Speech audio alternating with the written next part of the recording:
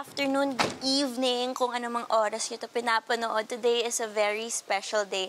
And I'm so excited because I'm going to be doing my first ever pre-shoot for my 22nd birthday. So we're here now. I'd like to say thank you kay Ate Catherine for lending me her very beautiful studio. First time ko rin dito ngayon. She was kind enough to have me shoot my pre-shoot here. So, ang ganda-ganda. Tingin niyo naman. Ate Catherine, I love you if you're watching this. You're my queen.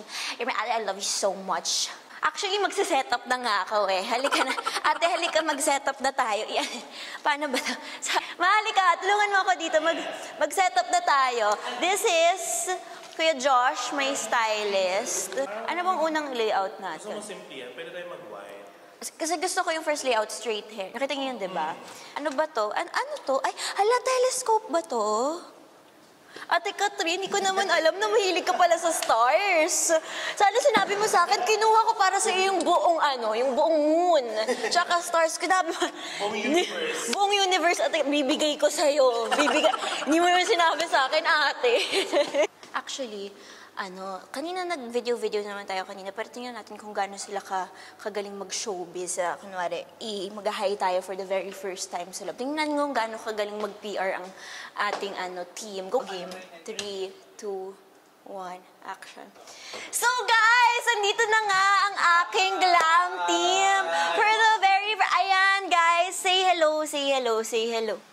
Hello. Hindi sila magaling. Hindi sila magaling. Hindi sila tapusin ang shoot. Okay. So first, actually guys, si Ate Karel, first time niya ako gagawin. Pero idol na idol ko siya, matagal na talaga. Nakikita ko siya before sa mga ASAP, sa mga Mas lagi siya nakikita. So Ate Karel, now na it's her first time na work together, what's your zodiac sign? Aquarius. Hala, same. Actually, sinabi niya na yan sa akin kanina, pero dapat sabi ko, wait lang, record natin. Anong birthday mo? 1, 2, 3, go. Feb 14. Hala, Valentine's Day, baby ka. Oo. So ngayon, since wala tayong magawa, maglalaro tayo ng ng game. Ganda-gandahan. Flag edition. So, red flag, green flag. Meron pa nga yung tinatawag nilang beige flag. Dami mo. Play tayo ha. Game. Friend na jojowain ex mo kahit matagal mo nang hiniwalayan at may bago ka ng jowa. So, kumbaga, may sarili-sarili na kayong love life. Pero yung jowa niya, ex mo. Ako parang feeling ko same, okay lang rin naman sa akin. Kung masaya kayo, okay lang. Kaya ko naman magparaya. If ex ko naman na. Pero kung masaya sila, I wouldn't say na red flag. Kung happy kayo, go. Boy, nagagastusan ka. Ayaw makipag-split ng bill sa'yo. So parang kunwari, you're having dinner together. Tapos gusto niya siya magbayad lahat. Ay, green flag sa akin yun. Okay. Sorry, pasensya na. Green flag sa akin yun. User na kung user yung pero kung nag-offer naman, okay, be. Why not? Walang issue kasi Perfect. sa akin. Boy na hindi masyadong neat sa katawan or scruffy. Siyempre, red flag. Red flag. Sorry, mahilig ako sa Ako din. Walang disclaimer. Kung scruffy ka, go lang.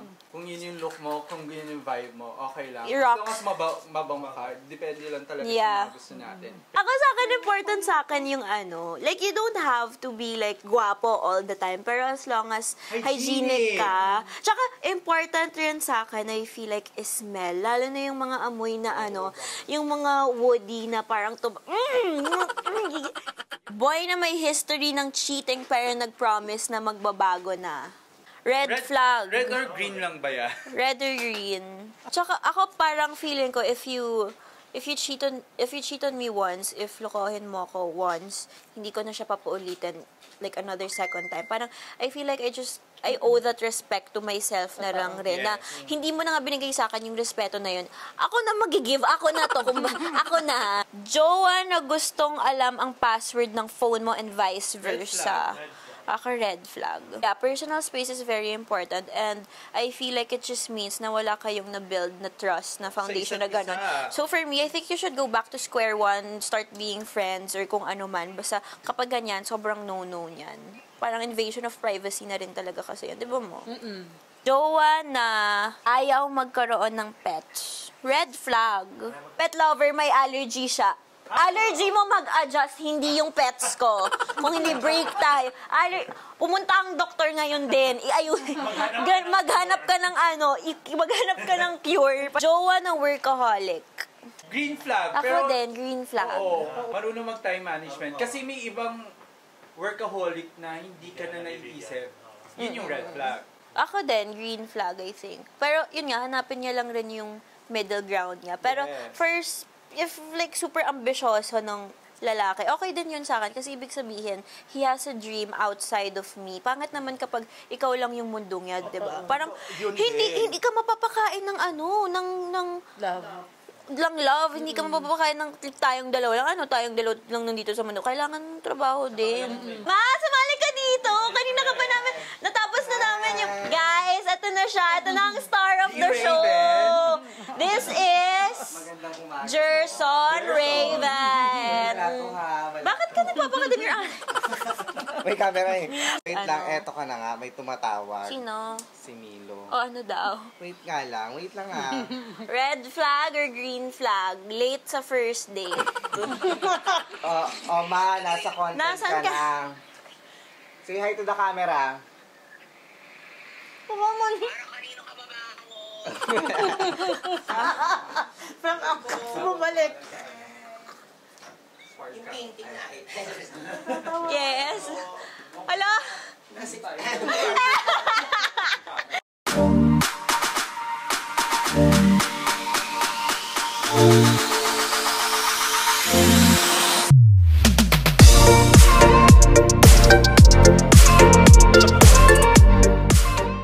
So guys, ito na yung first outfit ko.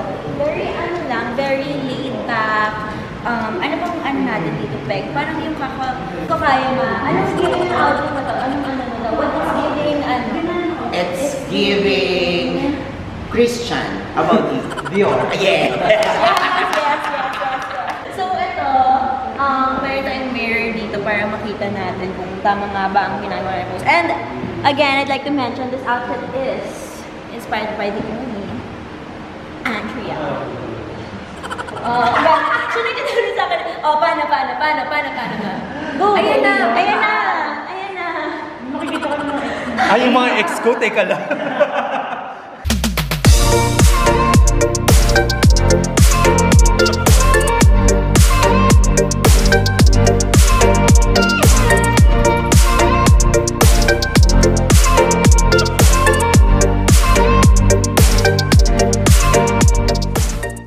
Okay, so ngayon, it's our lunch break na. So, ito na ang favorite part of our day. Kakain na tayo. Kakain na tayo ng Kanto Freestyle Breakfast! Yay! Actually, guys, first time ko ito matry. Pero, I was saying kanina na I always hear my friends talking about this all the time. Now, I'm so lucky kasi they sponsored us today for our shoot. Kumakain na nga siya. Sige, sabayan na kita. I'm so excited to eat. Ang bango-bango niya. Kanina pa ako natatakam. Hindi mo rin kumain, no? Milig talaga ako kumain. Siya tayo, Tommy. Ano ba? Kasi ba't ito yung naisip? Sabihin mo na naman na patay dito, makain go. So, syempre, habang kumakain tayo, bilang inimbitahan mo naman ako dito, or inimbitahan ko yung sarili ko. Sana lang muna ako. So, habang syempre, nagmumukbang tayo, syempre dapat kailangan sumika tayo. Ilang taong ka na ba, girl? So, 22. birthday vlog to, no? 22. So, syempre, Dakwanda, nag-lead ako ng mga questions sa'yo. 22? 30 na daw. So nga pala, ay sa salad din ako. Kala mo naman pala talaga salad si Bakla. So in fairness, no, Masarap. ang hilig mo nga kumain. No? Hilig Tsaka parang laban na laban din talaga yung pagkain mo ng, nakakain mo lahat, no? Like, ito may labi mo dahil. Yung labi mo ba? Buong-buo ko, yung labi mo gawa yan, girl. May pilas yan.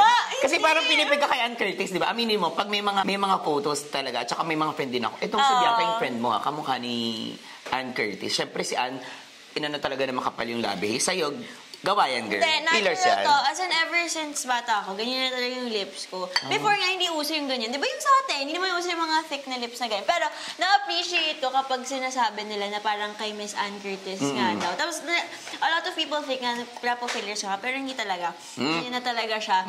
Halika, tara. Tayo. Tayo. Ano? Pero hindi, bukod hindi totoo naman. yan. Hindi lang naman sa labi, as in medyo in fairness, ano ka talaga, hulma ka kay Ann Curtis. Parang ano naman to? Abutan mo Ano ako, to? ha? Gano to? Abutan mo ako. Mamaya. Abutan mo ako. Speaking of sa mga pinapanood din, no? Well, magkakilala naman na tayo dito. One time, hey, napanood kita sa TikTok. Yung, iba yung tinato ka sa kotse, hey. Kasi yung kaling sa riban. Scripted yun, ma? Pinipig mo yun? Scripted ba? Hindi, oh. Legit, Kwento mo yung mga dalawang taon na yun? Ano ba? Ang dami yung nangyari. Ang dami ko ng TikTok na pinalabas. Yun pa talaga yung aanin mo ulit. Ang taas ng view mo doon, girl. Tapos Hindi. parang nakita naman na kita. Ang sarap ng Ang sarap nito. salad. Ang sarap nito. Ano, so, pero sa Berkad Hangout kasi, di ba mayroon tayong tinutukay na parang minsan pulot of the day. Ikaw, anong pulot mo doon na yung nangyari sa'yo? Siyempre, Pero girl, given naman na tawang-tawa wag talaga ako. mag-park sa hindi pwede na pag-parkingan. And second, after nun, hindi na ako nagpa-rebond after that. So, yun yung lesson of the day, ang bunot of the day. Siyempre, speaking of na mga napapanood din, eto alam mo yan, nung nagka-teleserye ka, may mga sinesend ako mga photos na pag pinapanood kita, hey, tapos nagko-comment ako. Uy, ang galing, may corned beef siya sa Ikaw, unahin mo yan kasi sa pakinggan ako. Sorry. Patay gutom nga Makabastos kasi. mo, patay gutom. Makabastos. Bastos mo. Speaking of sa dalawang project na naman. Masarap dyan. Speaking of sa dalawang project na yun, anong favorite mo? Bakit? Siyempre, walang favorite. Ay, hindi. Sagutin mo yan, te. Walang favorite. Kasi siyempre, too good to be true, first ko yun. So, baby ko rin talaga yun. First ko yun. There's nothing like your first love, di ba? Yung Unbreak My Heart naman, dami ko rin talaga natutunan dun sa project na yun. Kasi yun yung first drama heavy role ko. And dun din talaga ako, out of the country yung ano nun eh. Sa in-audition mo, naalala ko. In-audition ko yun. Tapos, quick story time. Alam mo yun, di ba? Yung Yeah. akala ko talaga, hindi ako makakuha. Yes. Alam niya ni Ate Jerson, yung talagang feeling ko, guguho na yung mundo ko noon. Tapos parang, yung natulog ako, tapos parang Yes. ako na magising. Kasi pag gising ko, alam ko wala akong text. Yung ganun. Praning ka nga nun. Praning talaga ako noon. Hindi ako mapakala noon. Glory be to God. Glory be to Oh, ikaw ba naka-encounter ka na rin ba ng mga, like, bukod dun sa mga issues mo, showbiz issue na hindi mo bet? naman. Hindi naman ako directly involved talaga sa issue na to. Pero nadawit lang siguro. Ayun, naiintindihan ko rin naman yung say ng ibang mga fans and other people kasi that's what they felt. Alam naman natin na we're good friends with that person and never ever would I think of using him for my own benefit. Yeah. Hindi talaga. May mga frustration ka din sa buhay mo. May mga bagay din akong regret and I wish I did for myself at an earlier age. Like, kunwari itong pag-artista, iniisip ko, sana ginawa ko siya nung mas bata ako. Pero, there's a reason for everything because at least nakapagtapos ako ng pag-aaral kahit papano, diba? Meron akong fallback if something happens. So, yun naman. So, iniisip ko, kahit naman may regrets ako sa buhay, everything happens for a reason, diba? So, Ano ka ba, para maaga ka rin naman nag-start? And sino naman yung mga gusto mong makatrabaho in the future? Bago to or kahit Juliet na lang na gusto mong makatrabaho? ako madami. Pero name yung it. unang pumapasok sa isip ko agad is, kasi Ate Cass, gusto ko talaga siya makatrabaho. Juliet, yeah. Paulit-ulit pa yun. Basta I love working with her. I love working with her. Si Belle. Sa Rice. Hindi ko po siya ever nakaka-work. Gusto ko talaga siya makatrabaho. Ang galing-galing din talaga ni Belle. Naka-workshop ko siya. Tapos naalala ko, bago pa kasi ako noon. Tapos nung pinapanood ko siya, sabi ko, balang araw gusto ko maging ganyan kagaling. Sabi ko talaga. Sino pa ba? Si Ate Jody, gusto ko rin siya maka-work ulit. Oh my God, ate. Oh my Sobrang God, sarap diba? niya kay Xena, Super tama? sarap. Sobra. Sabi ko sa kanya na nag-ending and break my heart, Ate Jody, talaga ako titigil hanggat hindi kita maging nanay. Hindi talaga ako magre-retire hanggat hindi kita nagiging Gusto nanay. mong palit kayo ko yung nanay. Oh, parang ang mga nabanggit mo kasi mga Aktor. actress, girl. Actress. Oh, sa ano naman tayo pumunta, of course. Yung mga nilook forward ka ba na makasama mga leading man? Yung pwede mong ka-love team? Na hindi aktor. Yeah, Pare- pwedeng like singer or dancer. Yes. Ako super interested ako maka-work si Jello kasi di ba friend natin siya? Jello Marquez? Marquez. Jello. Sa BGYO. Jello Rivera. Rivera. Magaling din talaga kasi siyang... Aliw na aliw ako sa kanya pag sumasayaw siya. Kaya alam mo, may sorpresa ako sa'yo. Please welcome, Jello! Tumitigil ang mundo! Kailan mo naramdaman na parang yung first time mo na sobrang masaya ka lang? Ako, first day ko at work sa taping. Naramdaman ko yung parang may bago akong purpose sa buhay. Anong work ito? Yung Too Good to Be True, first taping day ko. Yung pumasok ako ng set for the first time ever, sabi ko, yung parang divine intervention ng my God, parang ito na yun. After natin ng happy. Ito naman, first time you felt na sobrang frustrated ka over something. A few days ago. Yeah. Since birthday ko ngayon, sad lang ako na may mga bagay-bagay na hindi mo kasi kontrolado. May Yeah. mga tao kang namimiss, may mga tao kang sana gusto mo sila magstay sa buhay mo, pero ngayon kasi hindi lang yung perfect timing. May last time ba na you prayed for something really hard? Ako alam ko to. Ikaw alam mo yan. Yes. O kwentuhan mo sila about it. Marami kasi ang bagay mo na pinagpa-pray lately. Basta you surrender everything to God. The Yeah. rest will follow talaga. Kasi hindi mo kailangan mag-alala about tomorrow or Yeah. what's next to come. You surrender ka lang talaga. Diba? Yeah. Ikaw, Kaya ka galing. sa'yo yan galing. Hindi naman. Di ba totoo yun? Kasi di ba, At saka, you know what, I also realized na parang for the longest, ngayon kasi I'm in the season of waiting. Dami ko kasing inaantay. Yeah. So parang ang dami kong realization na I've been trying to get over these obstacles by myself. When nakakalimutan ko that there's a God Yes. greater than everything that can do this for me. So Yes. why am I fighting these battles alone if God is there, di ba? Yeah, totoo yan. To shield us and protect us. So ang dami yun. wala. I think naka-22 questions na tayo. Yun na yun. Yun na yun. Wow. Sabi na yun. Oh. Pero syempre, since birthday mo, meron ka bang mga wish na to sa sarili mo na pwede mong sabihin sa amin? Ang wish ko lang sa birthday ko, maging masaya lahat ng mga mahal ko sa buhay. Maging successful kayo lahat sa anumang ginagawa nyo. Like, sino itong mga mahal mo? Kayo, my mom, my parents, kayo, my workmates. Saka syempre, I also wish to be happy, genuine. I'm happy naman, genuine, pero may mas itataas pa to. Ayun, gusto ko lang mag-thank you ulit sa Kanto Freestyle Breakfast for bringing this us today, for preparing this. Sobrang sarap, sobrang busog ako. Ready na ako mag-shoot ng dalawang layout and ready na tayo magpakita pa ng puson. Yeah. Puson.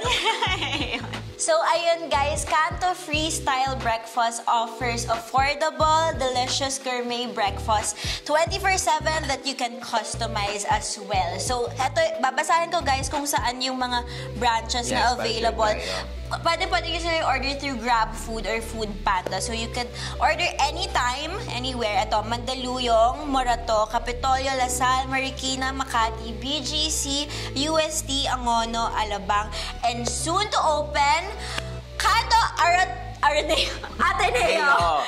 Ateneo.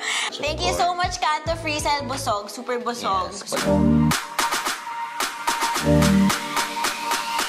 Yes.